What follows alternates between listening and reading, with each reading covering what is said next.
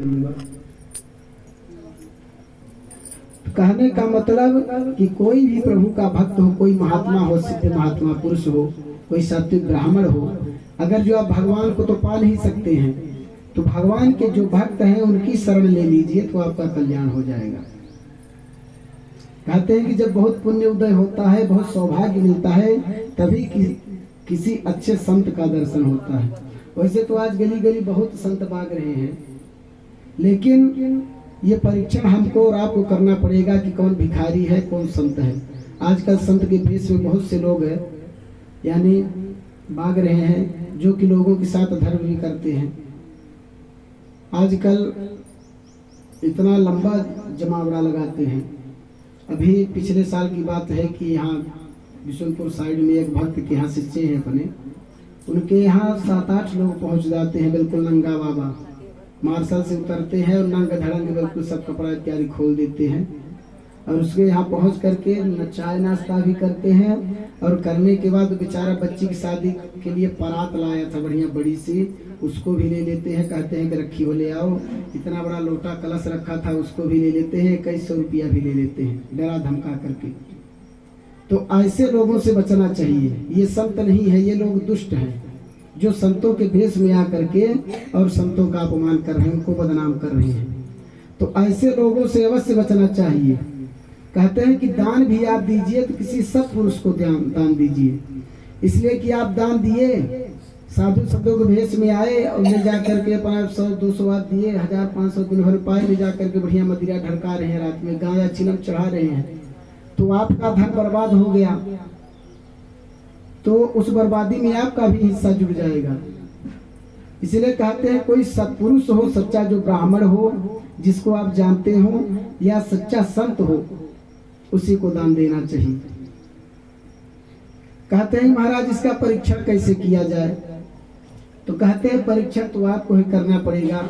कहते हैं जो सच्चा संत होगा, ब्राह्मण होगा, जब वो आपके सामने आएगा तो आपको किसी भी प्रकार का भय नहीं लगेगा। उनके सामने आपको उनको देख करके प्रसन्नता होगी, उनको मान लेना चाहिए कि सच्चे संत हैं। कहते हैं कि जो पाखंडी लोग होते हैं, उनको स्वरूप को देख करके ही मन में थोड़ा भय आ जाता है, और आदमी भय के मारे दे देता है, पैसा करो देव स्वरूप हटाओ। कहते हैं उनको समझ लेना चाहिए कि पाखंडी है। इसलिए दान कभी भी आप कीजिए तो सत्पुरुष को दान कीजिए, इसलिए कि धूर्तों को आप दान करेंगे तो आपका भी धन, उसमें आपका भी जो है तो कुछ न कुछ अंश चला जाएगा, जिससे आपको भी पाप लग सकते हैं। प्रेम से बोलिए जय श्री कृष्ण।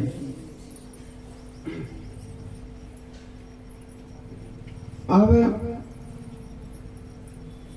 तो इस तरह से बताए कि हमारे भक्तों का जो पहले पैर पकड़ता है, उनकी शरण लेता है, मैं पहले उसकी रक्षा करता हूँ, उसका कल्याण करता हूँ।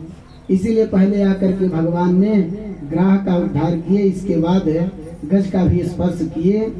तो गज भी जो हाथी था वो दिव्य राजा के रूप में आ जाता है, और जो मगर के रूप में मगरमच्छ था वो दिव्य जो है तो गंधर्व के रूप में प्रकट हो जाता है।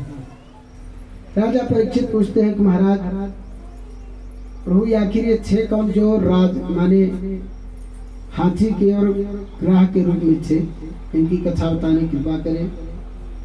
कहते हैं कि राजन, ये जो ग्राह था मगर, ये पूर्व जन्म में गंधर्व था, हुहू नाम का गंधर्व था, इसका नाम था हुहू।